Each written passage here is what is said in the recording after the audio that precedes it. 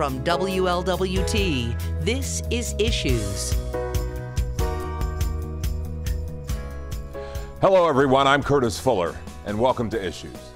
There are thousands of unsolved homicides throughout this country. The pain of not knowing is agonizing for families.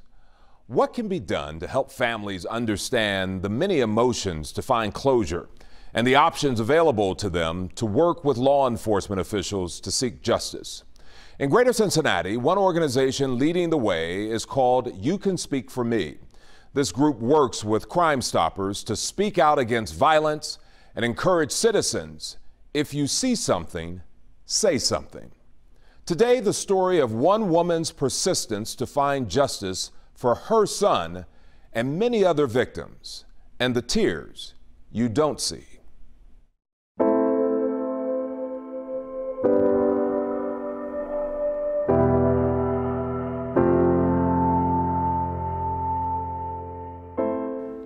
Chaz Dudley.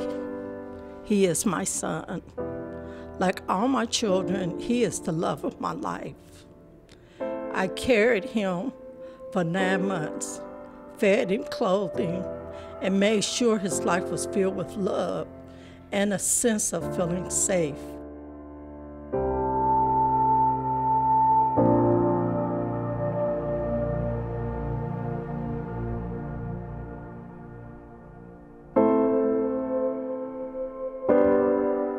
Growing up, he was having fun and always quick to give you a smile. I made sure he knew how to find his way through church. He loved playing sports like most young boys do. He was my son and was full of life. Cincinnati homicide investigators trying to figure out who was the trigger man that started shooting at people in a car right in the middle of the street. Our heart is grieved, and now is our turn. It has come to our family. Daniel Dudley's mom is leaning hard on those closest to her after her son was gunned down in Hartwell about 4 a.m. this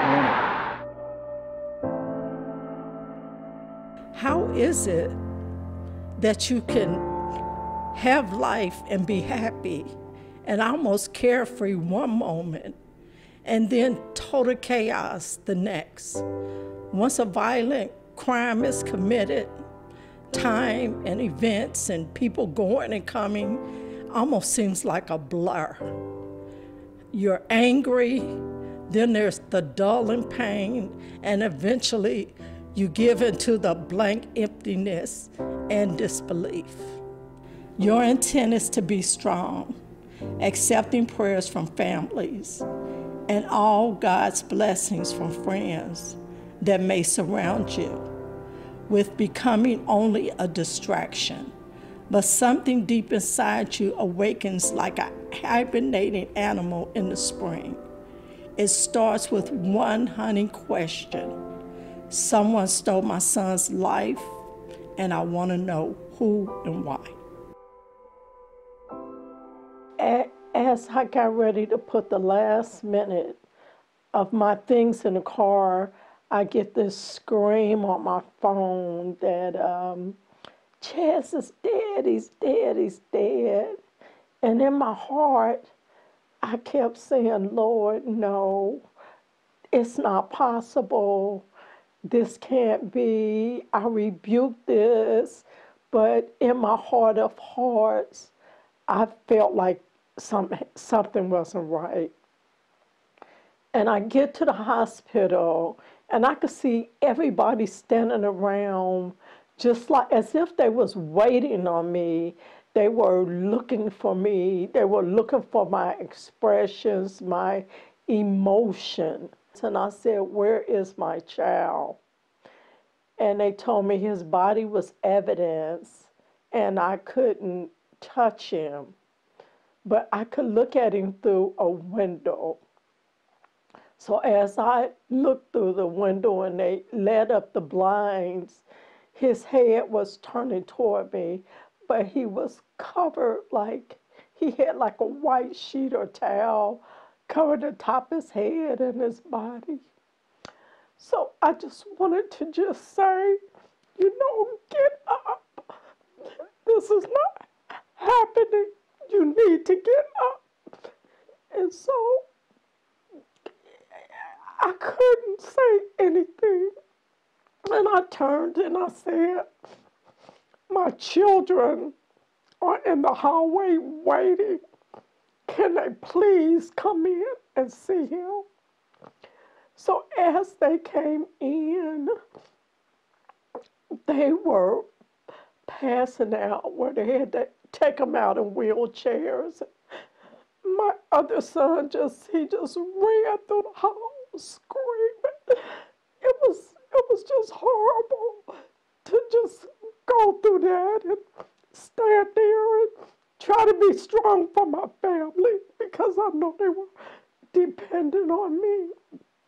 It's been 10 years since her son Chaz was murdered in a senseless drive-by shooting while driving home from a nightclub that morning.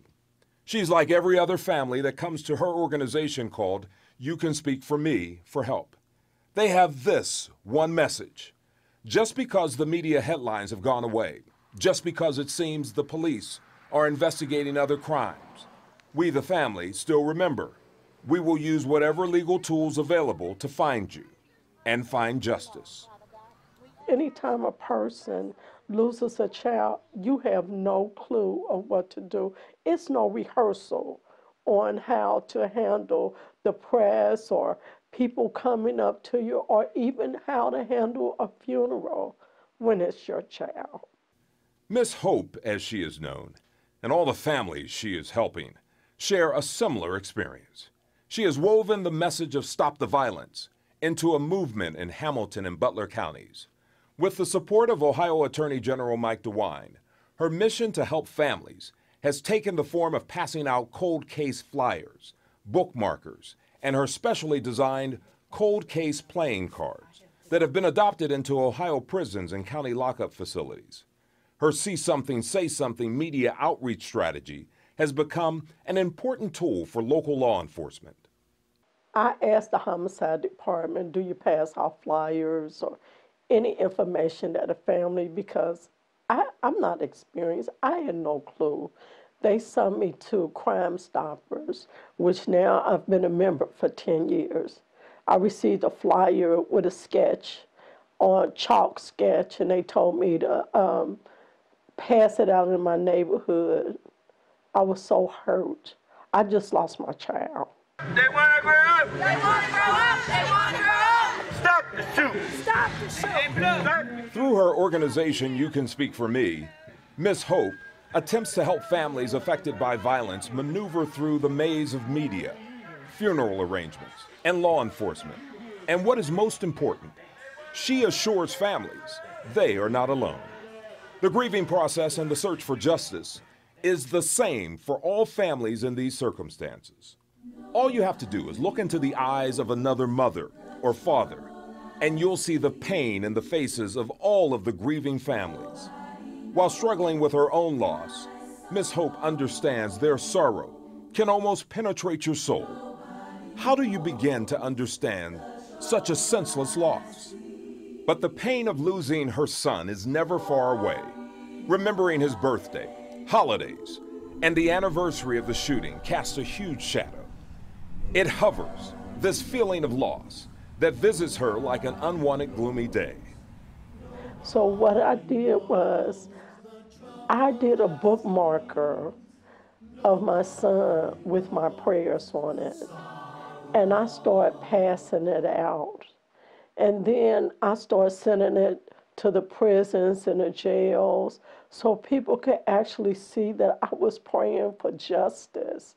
And this bookmarker was a part of my son and myself, of what I wanted people to see that happened to us. During the holidays, posters went up in Winton Hills as families who lost loved ones to violence put the faces of unsolved murders out there, looking to jar some consciences.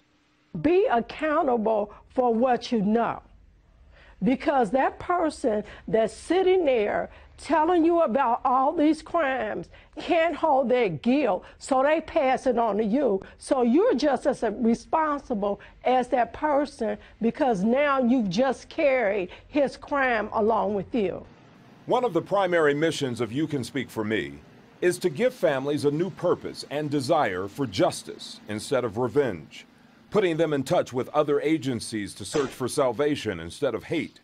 Also, how to maintain connections with local law enforcement authorities to continue the search for those who know they are guilty. There are monthly meetings sponsored for families to come together and share their ways of coping. While trying to find closure, it's important that families learn that there are many others just like themselves, trying to move beyond the disappointment. You Can Speak for Me is one of a few local organizations that have recognized the National Crime Victims' Rights Week. Held in April, the summit for the past 10 years has become one of the most prestigious gatherings in Ohio, headlined by judicial, law enforcement, and first responders from across the state, discussing and answering families' questions about how this process works. A lot of the families that I print for can't afford posters or flyers. So if I'm printing one, it was easier to print 2 or 3 and just put them on one sheet.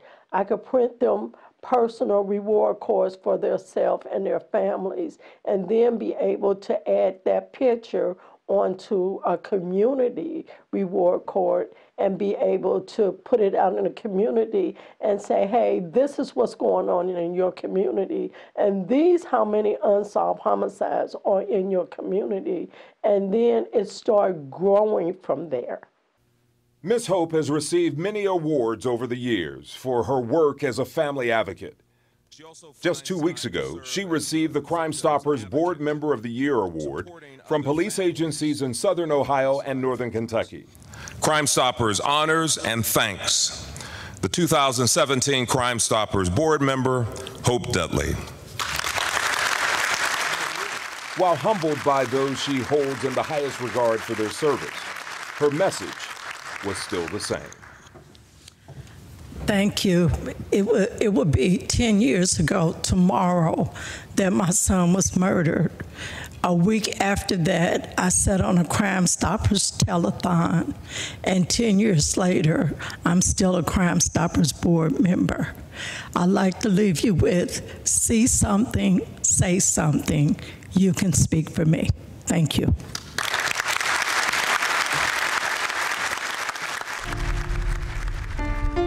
My child is a part of me. And every time I come up here, it hurts because I have no justice. And until I get justice for my child, I won't have no rest. I need to know what happened to my child. And I think it hurts so much because I don't know what happened to him. And I need people to come forward and help me. There are good people doing good things in our Cincinnati community. In some cases, we may never know their names until tragedy strikes. For families affected by senseless crime, the pain never ends. It was just a week of just trying to make arrangements and trying to pick out a coffin and clothes, and because my mind wasn't on anything, but I have to bury my child. It was just a nightmare that I just thought I was asleep and that I could wake up and this would be a bad dream. But every time I went to sleep, I could see that he was gone. He wasn't where he's supposed to be, and I couldn't hear him. I called his phone just so I could hear his voice. It was just unbelievable. Something I would wish on nobody to go through. That was the most horrible thing that ever happened to me. It's good to know that Miss Hope's brand of hope is showing others in the community that families are still here, still vigilant for justice, long after the headlines have disappeared.